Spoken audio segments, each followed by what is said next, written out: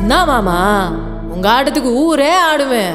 அதுக்கு ஒரு அடியை போட்டு விடுவோம் அப்படின்ற ம் ம்